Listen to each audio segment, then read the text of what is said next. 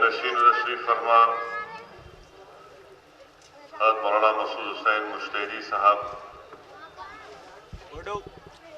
حضرت مولانا آغا صاحب، حیدر آغا صاحب، مجلس اتحاد المسلمین کے اراکین اسمبلی،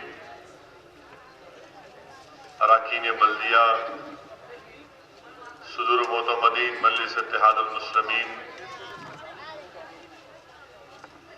بزرگان ملت، میرے نوجوان ساتھیوں، پس پردہ بیٹھ کر سننے والی میری عزتدار اور ماں اور بہنوں، میرے عزیز دوستوں اور بزرگوں، اب ماہ رجب شروع ہو چکا ہے اور اس ماہ مبارک کے سلسلے میں حدیث شریف میں آیا کہ اللہ کے رسول صلی اللہ علیہ وسلم نے ارشاد فرمایا کہ رجب اللہ کا مہینہ ہے، شعبان رحمت اللہ علیہ صلی اللہ علیہ وسلم نے فرمایا کہ میرا مہینہ ہے، اور رمضان میری امت کا مہینہ ہے۔ اور اس ماہ مبارک رجب میں وہ عظیم معجزہ پیش آیا، اللہ کے رسول صلی اللہ علیہ وسلم کو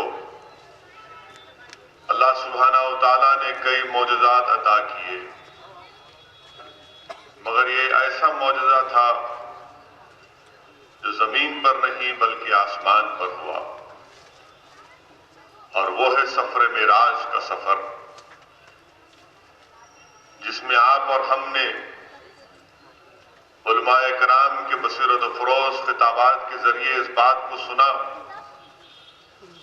کہ ہم پابندی نہیں کریں گے، نہ ہم کو دنیا میں کامیابی ملے گی نہ آخرت میں کامیابی ملے گی۔ ہم میں اور غیروں میں پہچان صرف یہی ہے کہ نماز ہے، اور اس لیے بہت ضروری ہے، خاص طور سے میری گزارش نوجوان ساتھیوں سے ہے کہ وہ اپنی نمازوں کی پابندی کریں،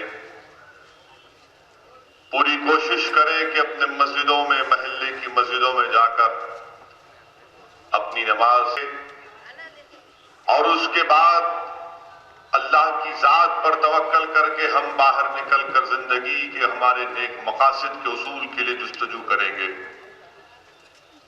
جستجو کرنا ضروری ہے، محنت کرنا ضروری ہے، قربانیاں دینا ضروری ہے، اپنے آپ کو، اپنے سینوں کو پیش کرنا باطل طاقتوں کے آگے بہت ضروری ہے، مگر یاد رکھو یہ تمام چیزیں اس وقت پیدا ہوں گی جب ہم نماز کے پابند ہو جائیں گے۔ یقیناً انشاءاللہ تعالی ہم کو کامیابیاں ہمارے نصیب اور مقدر میں لکھی جائیں گی۔ اسی لیے میں تمام نوجوانوں سے خاص طور سے اپیل کر رہا ہوں کہ اپنی نمازوں کی پابندی کریں۔ برائیوں کا خاتمہ اسی وقت ہوگا جب ہم نماز کی پابندی کریں گے۔ یہ جہیز کی لعنت کی وجہ سے جو ہمارے بچیاں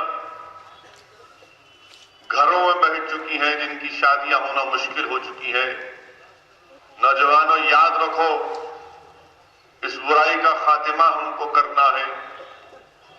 میں نوجوانوں سے بات اس لیے کر رہا ہوں کہ 2 دن پہلے فلک نما کے 20 یا 21 سال کی عمر کے نوجوان کی جان چلے گئی، محض اس لیے اس بچے کی جان چلے گئی کہ وہ بچہ کوئی کسی ٹی وی شو میں جانے کی تیاری کر رہا تھا اور اپنے دوستوں کو کھڑا کر کے دکھا رہا تھا کہ میں اپنے منہ میں گیس کا تیل رکھ کر آگ پر پھونکوں گا، اور جب میرے کپڑوں کو آگ لگے گی تو میں فوراً کپڑے اتار کر پھینک دوں گا، اور یہ مظاہرہ کر رہا تھا۔ اس کے دوست اس کی اس حرکت کو اپنے سیل فون کے کیمرے میں ریکارڈ کر رہے تھے، نوجوان کو یہ شوق تھا کہ وہ ٹی وی پر آ جائے، اور اس کا یہ شوق اس کی موت کا سبب بن گیا۔ آگ اس کو لپیٹ میں لے لی، وہیں جل گیا، اور جو دو دوست وہاں پر کھڑے تھے اس کو چھوڑ کر بھاگ گئے۔ اب آپ بتائیے کہ آخر یہ کیا ہو رہا ہے ہماری بستیوں میں، ہمارے معاشرے میں؟ کون ان لوگوں کو، ہمارے نوجوان بچوں کو اس طرح کی سوچ دیتا ہے کہ ایک نوجوان بچہ صرف ٹی وی پر ایک ٹیلنٹ شو میں جانے کے لیے، اپنے آپ کو ایک کرتب دکھانے کے لیے اپنے آپ کو جلا کر مر جاتا ہے؟ ذرا تھوڑی دیر کے لیے سوچئے کہ اس کے ماں باپ پر کیا گزرتی ہوگی۔ کیا ان نوجوانوں کو بار بار ہم نہیں کہتے کہ اپنا وقت برباد مت کرو، اپنے وقت کا صحیح استعمال کرو؟ کیا آپ اور ہم بھول چکے کہ میر چوک کے علاقے میں ایک فرضی کشتی کے مظاہرے میں کسی ایک نوجوان نے ایک بچے کو گھونسا مارا، وہ وہی موقع پر ہلاک ہو گیا؟ میں نوجوانوں سے خطاب مخاطب ہوں اور آپ سے گزارش کرتا ہوں کہ ان چیزوں میں، ان حرکتوں میں کوئی فائدہ نہیں ہے۔ اپنے وقت کو، جو اللہ نے آپ کو وقت دیا، اس کا صحیح استعمال کریے، محنت کریے، جستجو کریے، مایوسی کو اپنے قریب آنے مت دیجیے۔ اللہ کی ذات بہت بڑی ہے، آپ محنت کرنے اگر تیار رہیں گے، جستجو کرنے کے لیے آپ تیار رہیں گے، اگر آپ علم حاصل کرنے کے لیے تیار رہیں گے، تو یقیناً دنیا تمہارے گھر تک آئے گی، یہ تمام کام تمہارے پاس آئیں گے۔ مگر یاد رکھو، دنیا میں کامیابی کے لیے کوئی شارٹ کٹ کام میں آنے والا نہیں ہے۔ افسوس ہوتا ہے جب اس طرح کے واقعات پڑھتے ہیں، مجھے تکلیف ہوتی ہے کہ جب ہم سوچتے ہیں تھوڑی دیر کے لیے کہ اس بچے کی موت سے اس کے ماں باپ پر کیا اثر پڑا ہوگا۔ مجھے اچھی طرح یاد ہے کہ ہمارے بزرگ ہم سے بار بار کہتے تھے کہ ہمیشہ اچھی صحبت کو اختیار کرو، اچھی صحبت کو اختیار کرو۔ نوجوانوں، وہ کون سے دوست ہیں جب تم آگ سے کھیل رہے ہو تو تم کو اجازت دے رہے ہیں؟ اگر اچھی صحبت میں ہوتے تو لوگ بولتے کہ نہیں، حرکت مت کرو، اس سے تمہاری موت ہو سکتی ہے، اس سے تم کو نقصان ہو سکتا ہے۔ اگر کوئی دوست ہو تو اچھی نصیحت کرو، دشمن کی طرح کسی کی موت کو اپنی آنکھوں کے سامنے مت دیکھو۔ یہ دوستی نہیں ہے نوجوانوں، یہ دشمنی ہے۔ یاد رکھو، آج جو یہ بچے سے ہوا، کل کوئی تم سے ہو جائے گا۔ اس لیے بہت ضروری ہے کہ ہم اپنے زندگی کے اس اوقات میں اس کو تعمیر اور اس صحیح راہ میں اس کو استعمال کریں۔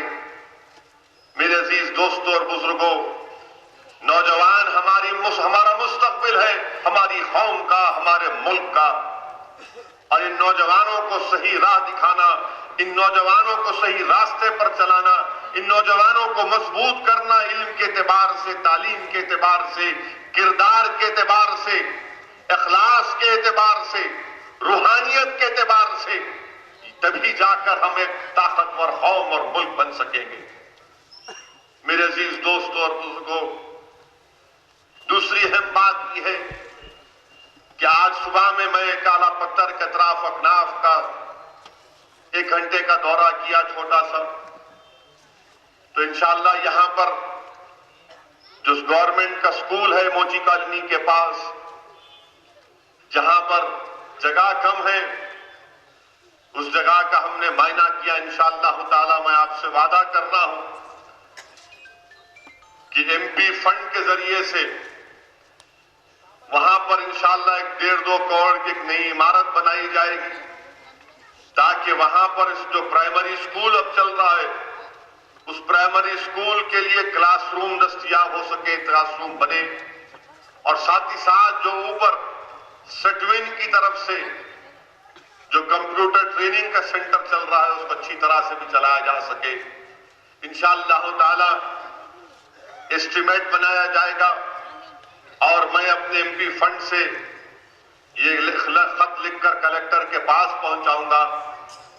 یہاں اطراف اطراف و اکناف میں جناب مبین صاحب کارپوریٹر نے بتایا کہ 60-65 لاکھ کی ڈرینیج اور پانی کی لائن کا بھی اسٹیمیٹ اٹھا ہوا ہے واٹر ورکس کے عہدیداروں کے پاس. تو انشاءاللہ تعالی اس کی بھی نمائندگی متعلقہ رکن اسمبلی محمد موزم خان صاحب کریں گے اور اپنے MLA فنڈ سے بھی اس میں پیسے دے کر وہ ڈرینیج لائن اور پانی کی لائن کا بھی کام انشاءاللہ تعالی کرائیں گے. تیسری اور اہم بات یہ ہے کہ میں آپ تمام لوگوں کا پھر سے شکریہ ادا کرنا چاہوں گا کہ حالیہ حیدرآباد کے بلدی انتخابات میں آپ تمام کی دعاؤں اور جستجو اور محنت کے نتیجے میں اللہ سبحانہ و تعالیٰ نے مجلس اتحاد المسلمین کے امیدواروں کو کامیاب کیا. جہاں پر ایک طرف برسر اقتدار جماعت TRS کا طوفان چل رہا تھا، اللہ کا فضل و کرم رہا، آپ تمام کی دعائیں رہیں، مجلس اتحاد المسلمین کے اراکین اور محبان مجلس اتحاد المسلمین کی محنت اور جستجو رہی کہ ہم 45 اراکین بلدیہ ہمارے منتخب ہو سکے. میرے عزیز دوستوں اور بزرگوں، میری عزت دار ماں اور بہنوں، میں آپ تمام کا شکر گزار ہوں. میرے پاس الفاظ نہیں ہے کہ آپ تمام کی جستجو محنت کی وجہ سے ہی اللہ نے ہمیشہ مجلس اتحاد المسلمین کو کامیاب کیا. مخالفین مجلس اتحاد المسلمین نے بڑی بڑی کوششیں کی، مخالفین مجلس اتحاد المسلمین نے اپنے اخبارات کو مجلس اتحاد المسلمین کے خلاف جھوٹا پروپیگنڈا کرنے کے لیے استعمال کیا، اپنے اخبار کے صفحات کو مجلس اتحاد المسلمین کے خلاف جھوٹی باتیں لکھ لکھ کر اخبار کو کالا کیا. مگر اللہ نے اپنے فضل و کرم سے مجلس اتحاد المسلمین کو کامیاب کیا. اور میں آپ سے وعدہ کر رہا ہوں انشاءاللہ تعالی جو برسر اقتدار جماعت TRS نے عوام سے وعدہ کیا کہ 3 کمروں کا بیڈ روم کی ہاؤسنگ اسکیم کا اعلان کیا ہے، انشاءاللہ تعالی مجلس اتحاد المسلمین TRS کے اس وعدے کو جو عوام سے کیا گیا تلنگانہ کی اور شہر حیدرآباد کی، ہم لڑیں گے اپنے حصے کے لیے اور غریب اور مستحق افراد کو گھر دلائیں گے، کیونکہ ہم اب خاموش نہیں بیٹھ سکتے. میں جانتا ہوں کہ بہت ضرورت ہے، بہت سے ایسے غریب گھرانے ہیں جہاں پر کرائے دینے کی سخت نہیں ہے. مہنگائی کے دور میں اگر کسی غریب کو ذاتی گھر اس کا مل جاتا ہے یا فلیٹ مل جاتا ہے تو یقیناً اس کے لیے اس کا بہت بڑا فائدہ ہے اس کو ہوگا. مجلس اتحاد المسلمین پوری کوشش کرے گی اور آپ نے دیکھا بھی ہوگا کہ حالیہ اسمبلی کے سیشن کے دوران میں مجلس کے اراکین اسمبلی نے حکومت کو یاد دلایا ان کے اس وعدے کو پورا کرنے کے سلسلے میں حکومت کیا اقدامات کر رہی ہے. یہاں پر میٹرو ٹرین کے تعلق سے بھی ایک سوال اٹھتا ہے. مجلس اتحاد المسلمین میٹرو ٹرین کے خلاف نہیں ہے، مجلس چاہتی ہے کہ پرانا شہر میں میٹرو ٹرین آئے. اب یہ حکومت کی ذمہ داری ہے کہ وہ کیسے اور کس طریقے سے میٹرو ٹرین کو یہاں پر ہمارے اس علاقے میں لے کر آئیں گے. ہم چاہتے ہیں کہ ہمارے علاقوں میں ترقی ہو اور انشاءاللہ تعالی مجلس اتحاد المسلمین اس کے لیے کوشش کر رہی ہے، اپنا تعاون پیش کر رہی ہے اور انشاءاللہ تعالی ہم ان تمام عوامی مسائل کو حل کرنے کے لیے کوشش کر رہے ہیں اور مجھے پورا یقین ہے کہ اللہ سبحانہ و تعالی ہم کو اس میں کامیاب اور کامران کرے گا. میں مخالفین مجلس اتحاد المسلمین سے بھی اپیل کر رہا ہوں کہ آپ لوگ دیکھ چکے ہیں کہ برسوں سے مجلس کی مخالفت کرنے سے آپ کو کیا حاصل ہوا، کچھ حاصل نہیں ہوا. آپ کوشش کرتے رہے کہ ملت میں نفاق پیدا ہو، ہمارا اتحاد کو انتشار میں تبدیل کیا جائے. یاد رکھو اللہ کا بہت بڑا فضل و کرم ہے مجلس اتحاد المسلمین پر. صدقہ ہے نبی کریم صلی اللہ علیہ وسلم کا، اولیاء اللہ اور اہل دل کی دعائیں ہیں کہ حکومتیں آئیں چلے گئیں، اس جماعت نے اپنے سیاسی سفر میں بڑی بڑی मिनिस्टरों को देखा जिनकी दिली तमन्ना और आरज़ू थी कि मजलिस इत्तेहादुल मुस्लिमीन को कमजोर किया जाए, मगर कुदरत का निजाम ऐसा रहा कि जो ख्वाहिश करते थे, जो समझते थे कि मैं चीफ मिनिस्टर हूं, मेरी पार्टी बरसर इख्तिदार है और मैं वक्त का फिरौन नमरूद हूं, तो अल्लाह ने इन गुरूर और तकब्बुर में डूबे शख्सियतों को शिकस्त दी।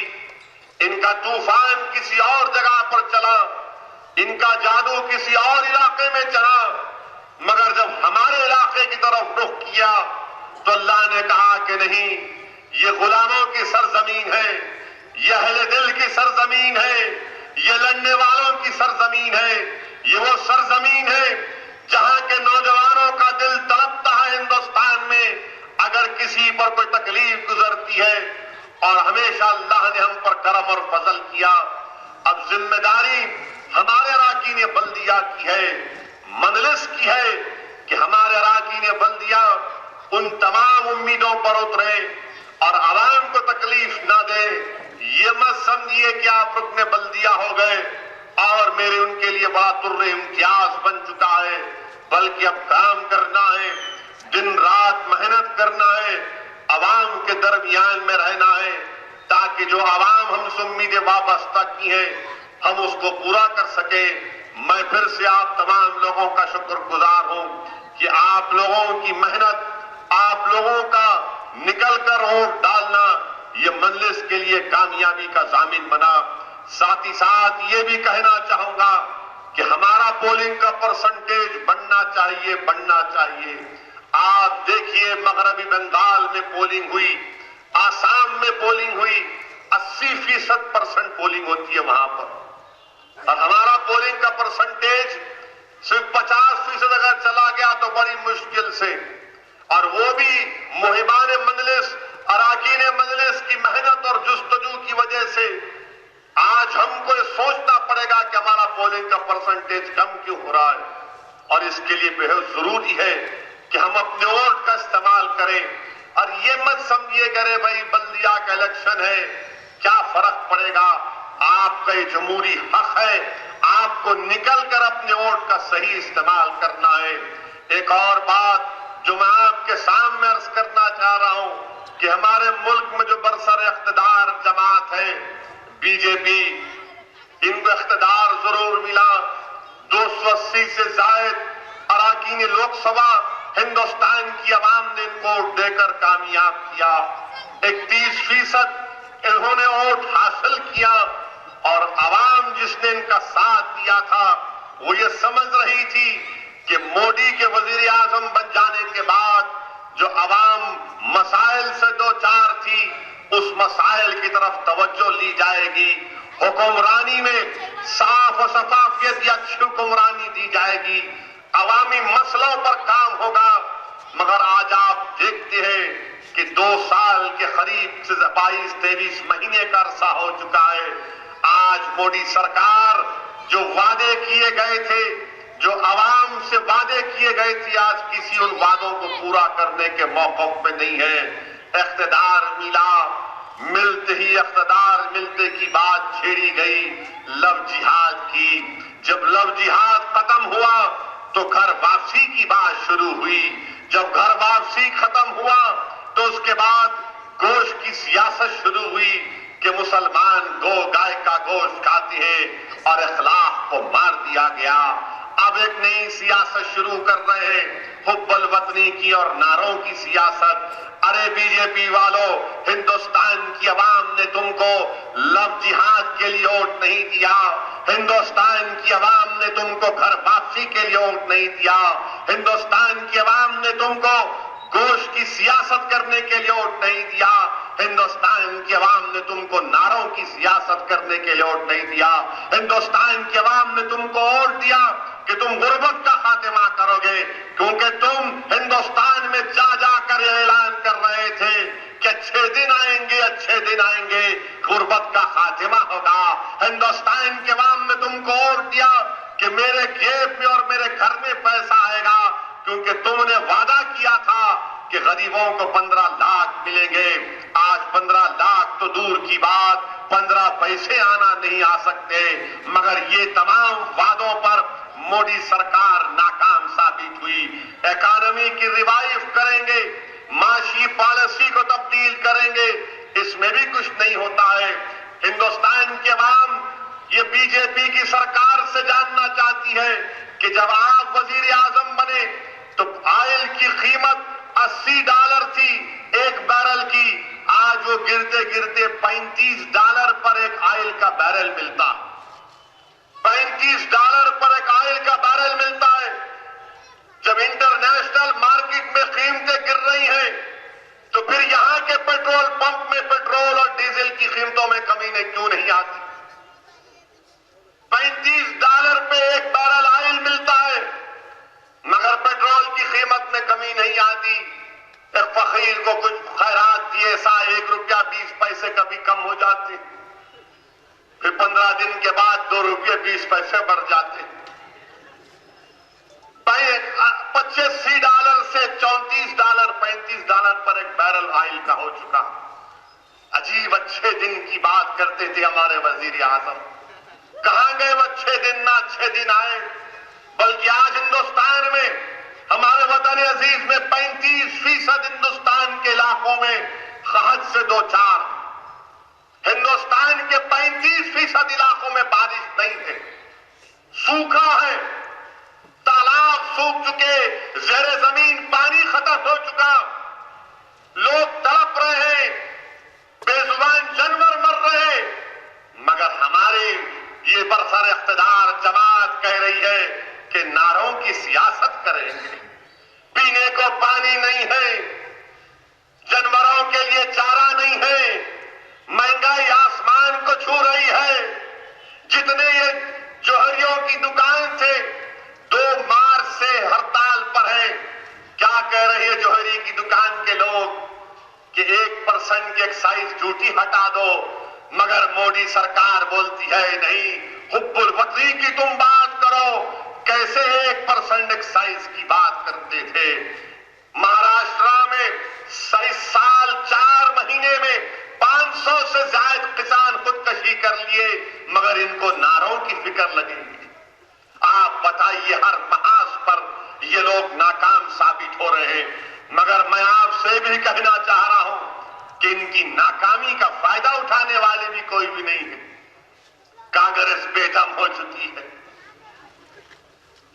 बल्दिया के तो ये पूरे के पूरे प्यारे पुराने शहर में कूद गए। 150 वार्ड का इलेक्शन बल्दिया का, पूरे के पूरे मैका लाल ये समझे कि अब हम मजलिस को दिखाएंगे, पुराने शहर में जाएंगे, जहां देखो फूल के हार पहनकर सीना तान के बोल रहे थे, अब हम आ गए, अब हम आ गए, अब हम आ गए। क्या बारात लेके आए थे? हम आ गए, हम ऐसा करेंगे। ये वो सरजमीन है जहां पर सबको आने की इजाजत है, और फिर देखते सबको हम लोग, देखो आया जोकर आया, ये नया आया। लोग जानते हैं कि इनके जैसे 56 आके चले गए, कुछ नहीं होगा इंशाअल्लाह होता। 150 वार्ड के इलेक्शन, मगर नहीं, असदुद्दीन अवैसी मजलिस इत्तेहादुल मुस्लिमीन को हराना है। हमको दिल्ली से आर्डर आया, अरे तुम दिल्ली की, तुम्हारी हुकूमत दिल्ली में नहीं है। कहां है तुम्हारी दिल्ली में हुकूमत? हर जगह तुम खत्म होते जा रहे हो। तुम्हारी कमजोरियों की वजह से, तुम्हारी नाअहली की वजह से, तुम्हारी कमजोर क़यादत की वजह से, तुम्हारे बचकानी हरकतों की वजह से बीजेपी को इख्तिदार मिला। और इन तमाम गलतियों का फायदा अगर कोई नहीं उठा रहा है, वो इसलिए कि तुम वहां पर बैठे हुए हो। अगर कोई और होता तो इन तमाम कमजोरियों का फायदा उठाकर हिंदुस्तान में कौमी तहरीक शुरू हो जाती, मगर नहीं है इन लोगों को। ना वो सोच है, ना वो फिक्र है, ना वो काबिलियत है इनके पास। मेरे अजीज दोस्तों और बुजुर्गों, और आप देखते हैं कि नारों की सियासत में आजकल हर एक कह रहा है कि इनकी गर्दन मार देना तलवार से। कोई बोलता है जबान ला लो, मैं 1 करोड़ देता हूं, कोई बोलता 20,000 देता हूं, कोई دوں گا وہ کر دوں گا. میرے پاس بہت سے میڈیا کے لوگ آ کے بولے آپ تبصرہ کیوں نہیں کر رہے؟ میں بولا میرے بھائی بول دیا. کتنے مرتبہ بولوں گا میں؟ آپ تو جو سن لیے نا. اب ہم مجلس کی پالیسی یہ ہے کہ ایک بار جب ہم ایک موقف کو اختیار کر لیتے تو ہم اس پہ تبدیلی اختیار نہیں کرتے. یہی مجلس اتحاد المسلمین کی کامیابی کا ضامن رہا کہ ایک پالیسی پر جب ہم قائم ٹھہر جاتے یہ ہماری پالیسی ہے، ہم پیچھے نہیں ہٹتے. تو کسی نے پوچھا انہوں ایسا بول رہے کوئی تلوار، کوئی گردن، کوئی یہ. میں بولا ایسا ہے حیدرآباد میں ہمارے پاس بہت سے حکیم ہیں.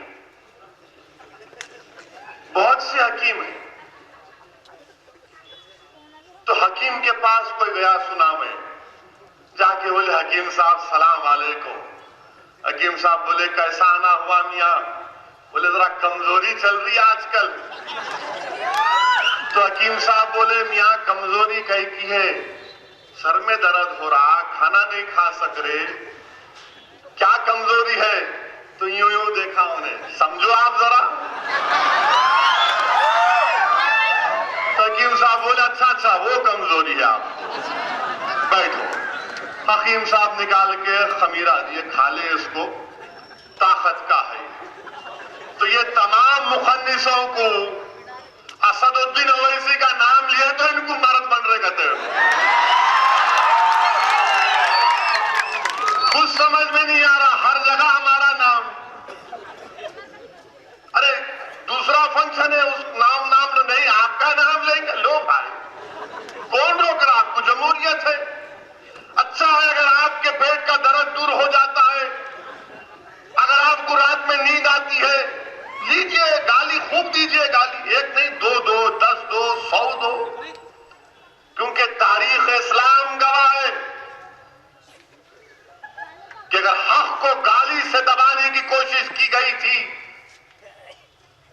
مگر گالیوں سے حق دبا نہیں. پتھریں برسا کر حق کو دبانے کی کوشش کی گئی تھی مگر پتھروں نے حق کو نہیں دبا سکے. شاہ بن ابی طالب میں محروس کر دیا گیا تھا مگر حق کو دبا نہیں سکے. مکے کی سرزمین پر اونٹ کی اجڑی ڈالی گئی مگر حق کو دبا نہیں سکے. ارے میں تو ان لوگوں کا نام لیوا ہوں، ان لوگوں کے غلاموں کا غلام ہوں. میری نسبت ان لوگوں سے ہے، آپ میرا کیا کریں گے؟ اگر جانا ہے تو جائیں گے. جانے کے بعد میرا سفر تو بہت لمبا، مگر یاد رکھو جب تک ہم زندہ رہیں گے ہم حقیقت کو بیان کریں گے، سچائی کو بیان کریں گے. اور میں ان تمام ظالموں سے وعدہ کر رہا ہوں کہ میں تمہاری آنکھوں میں آنکھیں ڈال کر تمہارے بڑے بڑے وقت کے فرعون اور نمرودوں کے سامنے کھڑے ہو کر، اللہ نے مجھے یہ صلاحیت دی، اللہ نے مجھ پر کرم کیا، اللہ نے مجھے ہدایت دی کہ میں وقت کے نمرود اور فرعون کے سامنے کھڑے ہو کر حق کو بیان کرتا رہوں گا.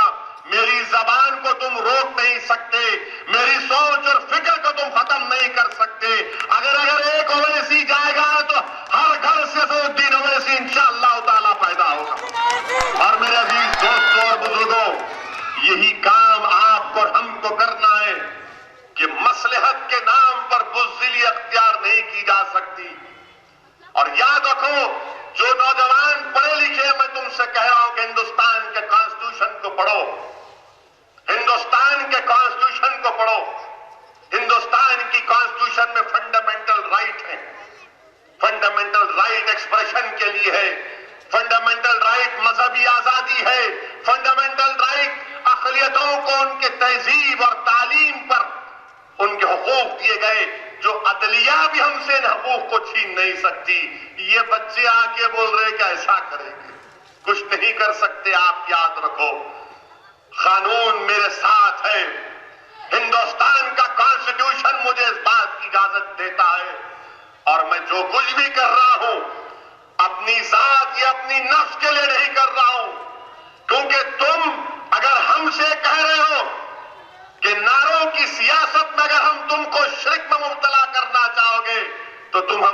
میں مبتلا نہیں کر سکتے.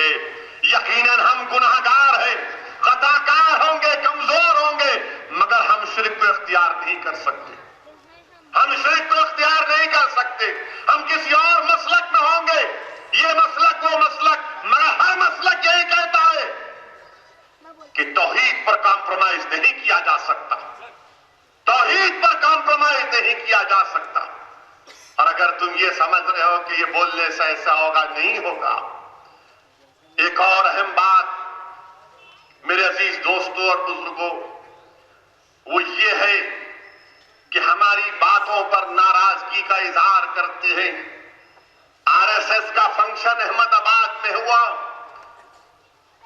وہاں پر پولیس کا ایک بہت بڑا آفیسر گجرات کا, جو 6-7 سال جیل میں رہا, گجرات کی باہر کی جیل میں رہا, ڈی جی ونزارا, جس پر 7 لوگوں کو قتل کرنے کا الزام ہے.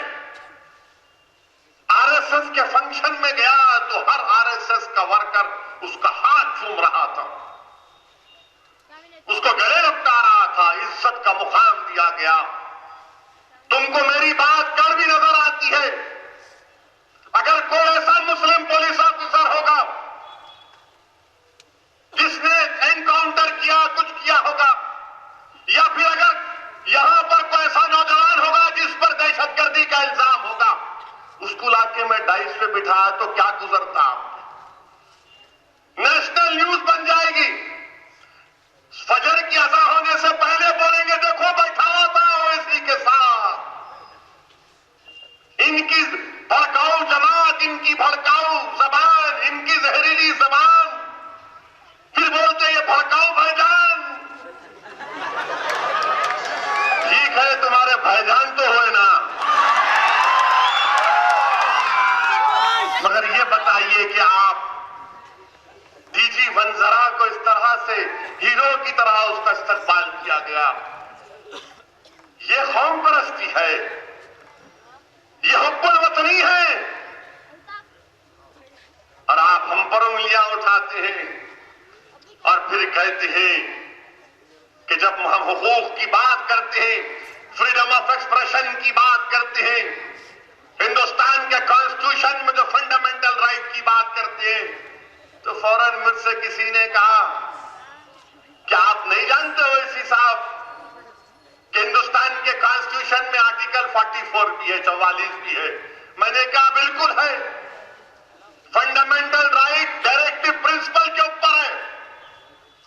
بولے یونیفارم سول کوڈ کی بات کیوں نہیں کرتے آپ؟ میں نے اچھا چلو بات کریں گے.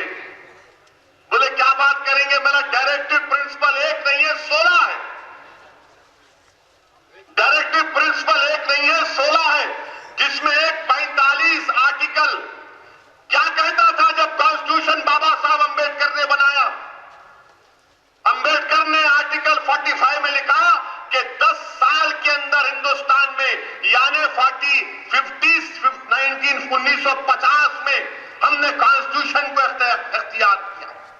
1960 تک ہندوستان کی آئین کی دفعہ 45 کہتی ہے کہ 10 سال کے اندر 14 سال کی عمر تک بچوں کو تعلیم کا انتظام ہو جانا چاہیے. 1960 تک کیا آپ نے؟ نہیں کیا, بعد میں کیا آپ نے.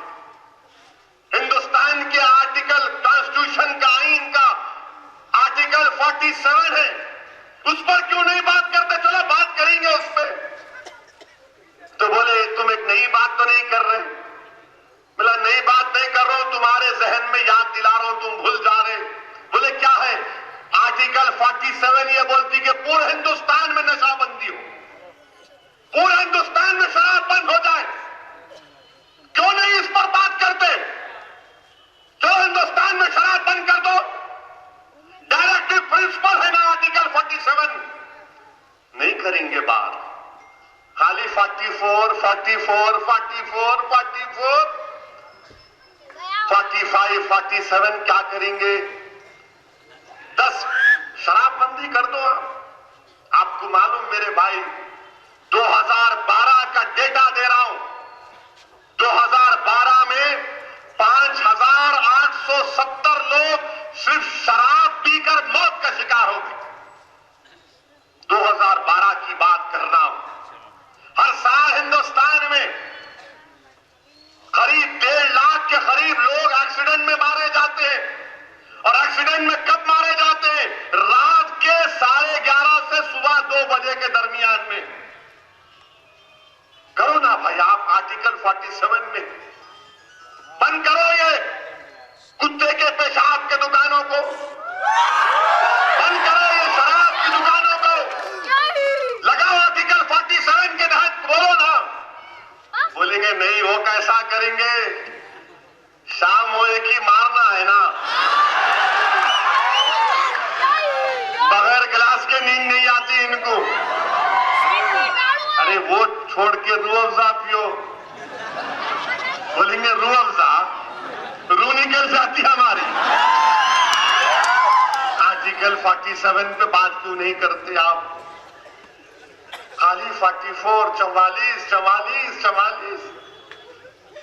اچھا پھر ہندوستان کے آئین میں 371A 371B ہے، ناگالینڈ اور میزورم کو ہم نے اختیار دیا کہ ان کے مذہبی رسومات میں، ان کے تہذیبی رسومات میں کوئی تبدیلی نہیں لائیں گے۔ کتنے ناگالینڈ کے لوگوں کی آبادی ہے؟ ناگالینڈ کے لوگوں کی آبادی 25-30 لاکھ، میزورم کی قریب 6 لاکھ، یعنی 35 لاکھ لوگوں کے لیے ہندوستان کے کانسٹیٹیوشن میں، ہندوستان کے آئین میں ان کے مذہبی، ان کے تہذیبی رسومات کی حفاظت کی جا رہی ہے، اور آپ ہمارے پیچھے پڑے ہیں۔ اچھا پھر یہ بتاؤ، انکم ٹیکس میں ہندو انڈیوائیڈڈ فیملی کے نام پر انکم ٹیکس کم ہو جاتا، ہم کو بھی دو نا بھائی، مسلم انڈیوائیڈڈ فیملی کو ہم کو بھی دو نا بھائی۔ ہمارے پاس تو ماشاءاللہ پیٹ بھر کے بچے ہیں، بھائیاں بہنا، خال آیا، پھوپھیاں، جچایا، تایا، ماموں ختم ہی نہیں ہوتے ہمارے پاس، ہم کو بھی دو۔ آپ کو سہولت مل رہی، ہم کو نہیں ملنا؟ ہم بھی دیتے انکم ٹیکس، نہیں دیتے کیا ہم انکم ٹیکس؟ نہیں، اس پہ بات نہیں کریں گے، اونلی 44، خالی 44 پہ بات کریں گے۔ نہیں وہ شادیاں کرتے آپ لوگ، بتاؤ ریکارڈ بتاؤ، ایک میں مر رہے ہم، کیسا کرتے لوگ 2-2 3-3، میرے کو سمجھ میں نہیں آتا۔ بڑا دل جگر ہوگا ان کے پاس، مگر کیا آپ کے پاس ڈیٹا ہے؟ ڈیٹا ہے، ڈیٹا ہے۔ 2 بیویاں کس کے پاس زیادہ، 3 بیویاں کس کے پاس، یہ بھی بیان کروں کیا؟ اگر یہ بولوں گا تو بولیں گے دیکھو پھر سے بھڑکاؤ بھائی جان، کچھ بول کے چلے گئے۔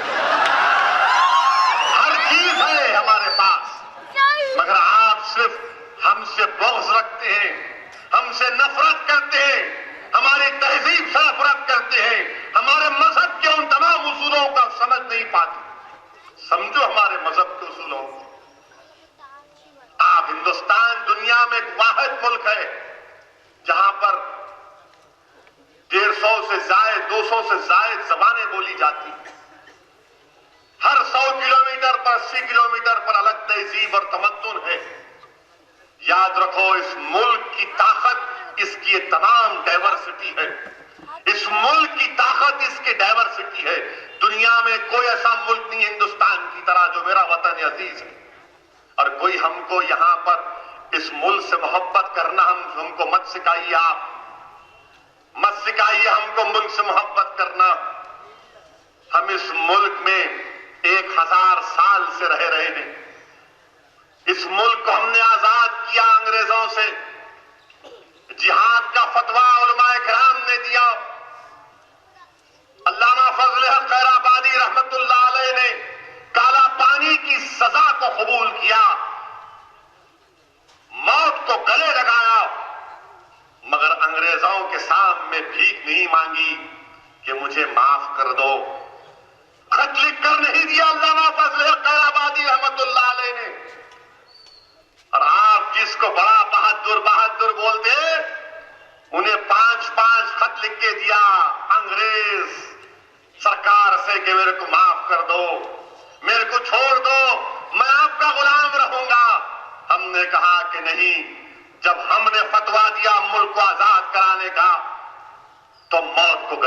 جائیں گے.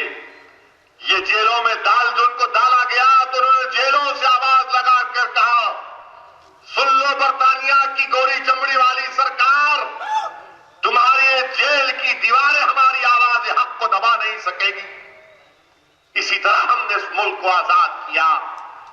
آج انہوں آ کے ہم کو بول رہے، ایسا بولے تو تم ہندوستان کے چاہنے والے نہیں تو تم پاکستان چلے جانا. کیوں؟ تمہارے باپ کا ملک ہے. اب جائیں گے. ہم محمد علی جناح کے پیغام کو ٹھکرا دیے. ہم نے جناح صاحب سے کہا کہ نہیں جائیں گے پاکستان کو. ہندوستان ہمارا ملک ہے.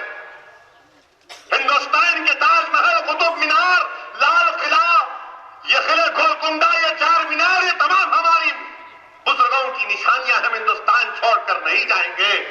ہم اس ملک کو چھوڑ کر نہیں جائیں گے جہاں پر ہم نے سجدے کیے. ہم اس ملک کو چھوڑ کر نہیں جائیں گے جہاں پر خواجہ اجمیری آئے تھے. آج آپ ہم سے بول رہے ہیں، مت بولو ہم سے. یہ ملک تمہارا نہیں ہے، یہ ملک میرا نہیں ہے. یہ ملک نہ ہندوؤں کا ہے، یہ ملک نہ مسلمانوں کا ہے، یہ ملک نہ سکھوں کا ہے، یہ ملک نہ عیسائیوں کا ہے. یہ ملک ہندوستانیوں کا ہے. یہ ملک ہندوستانیوں کا ہے. اس ملک میں کبھی یہ ملک ہندو راشٹر نہیں بن سکتا، نام بننے دیں گے انشاءاللہ تعالی. یہ ملک سیکولرزم کے اصولوں پر قائم ہوا تھا اور یہ ملک انشاءاللہ تعالی سیکولرزم کے اصول پر قائم رہے گا.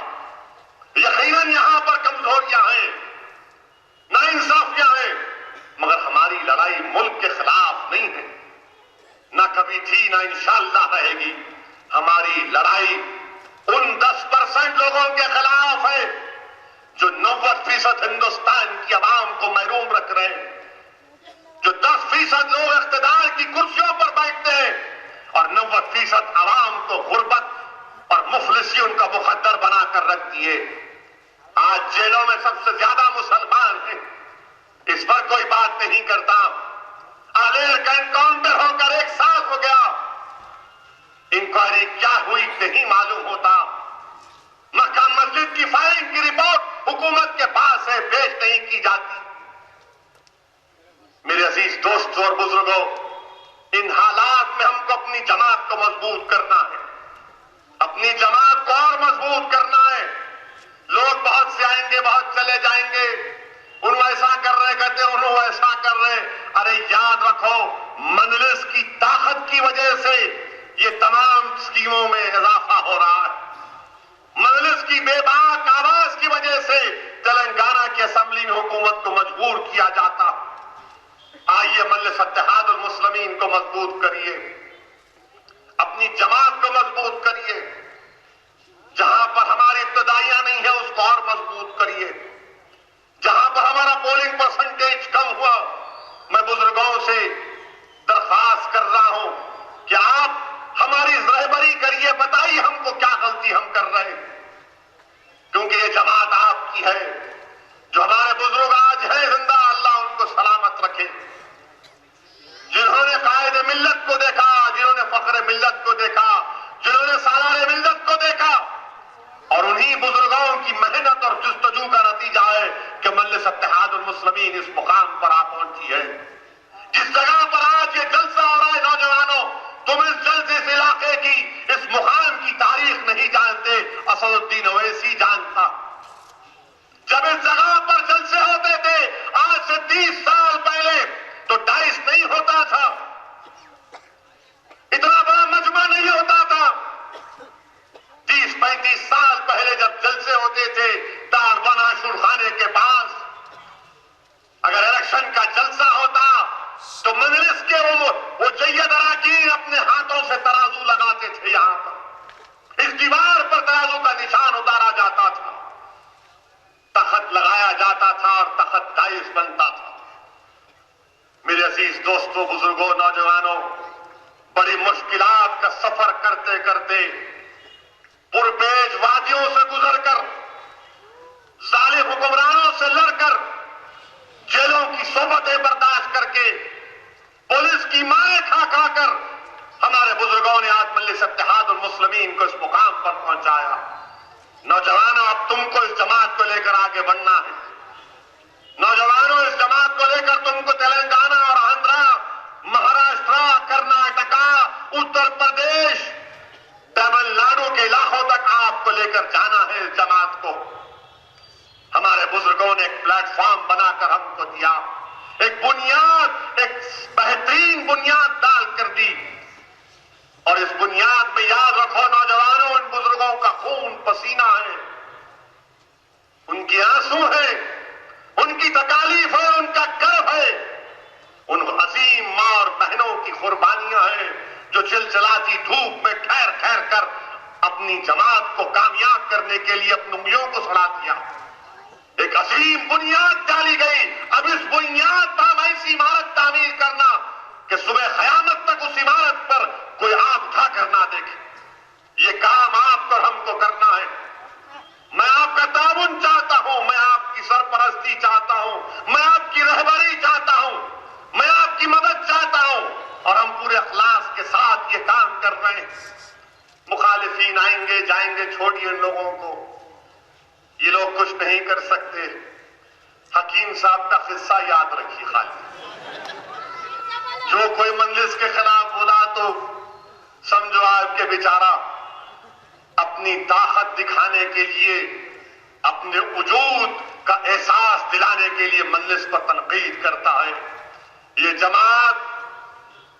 ये वो जमात है जो अखबारात के काले करने पर जमात का कुछ नहीं हुआ।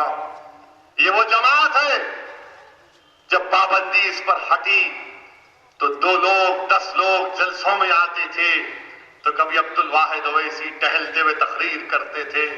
ये वो जमात है कि सालारे मिल्लत के साथ मरहूम यूसुफ साहब ने यहाँ पर बड़ी मेहनत की।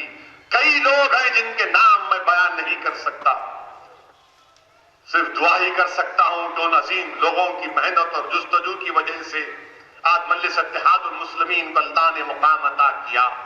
आज जिस अजीम शख्सियत को खराज अकीदत पेश करने के लिए आप और हम यहाँ पर जमा हुए हैं, बहादुर यार जंग को याद करने के लिए, उनको अगर खराज अकीदत पेश करना है तो मजलिस इत्तेहादुल मुस्लिमीन को मजबूत करते रहिए।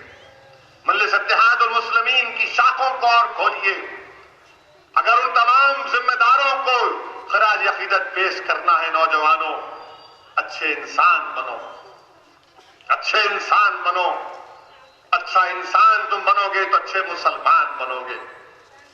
नमाजों की पाबंदी करो, मस्जिदों को आबाद करो। और मैं बार बार इस चीज को दोहरा रहा हूं कि दलितों को हमको साथ लेना है। आज दलितों को साथ लेकर हमको आगे बढ़ना है। ये बाबा साहब अम्बेडकर ने दलितों के लिए बहुत कुछ किया, हिंदुस्तान का कॉन्स्टिट्यूशन बनाया। आज अम्बेडकर को साथ लेकर, अम्बेडकर की सोच हमारे सामने है। हमारे दलित भाइयों को भी हमको साथ लेकर, कमजोर तबकात को साथ लेकर आगे बढ़ना है। और यही हमारा सियासी सफर होगा। इसमें आप तमाम लोगों की दुआएं शामिल थी और शामिल रहनी चाहिए। यही चंद बातें मैं इख्तिसार के साथ आपके सामने रखा हूँ। वाखिर दावान अल्हम्दुलिल्लाह रब्बिल आलमीन। इस टेक्नो हाई स्कूल संतोष नगर 22 सालों से दे रहा है क्वालिटी एजुकेशन, क्वालिफाइड और ट्रेन टीचर्स की सर्विस, क्वालिटी एजुकेशन, कंप्यूटर और टेक्नोलॉजी की तालीम, इस्लामी तालीम और उर्दू भी सिखाई जाती है। लड़के और लड़कियों के लिए अलहदा कैंपस, शहर भर में 3 ब्रांचेस, स्पोर्ट्स, कराटे और फिटनेस पर खास तवज्जो, पर्सनालिटी डेवलपमेंट, CCTV कैमरा और ट्रांसपोर्ट का खास इंतजाम। मिलिट्री फैमिली मैनेजमेंट की जानिब से दी जा रही है क्वालिटी एजुकेशन। हर साल HCC के 100% रिजल्ट। फोन नंबरात हैं 04024331695 या 04024535829 पर पैदा किया जाता है।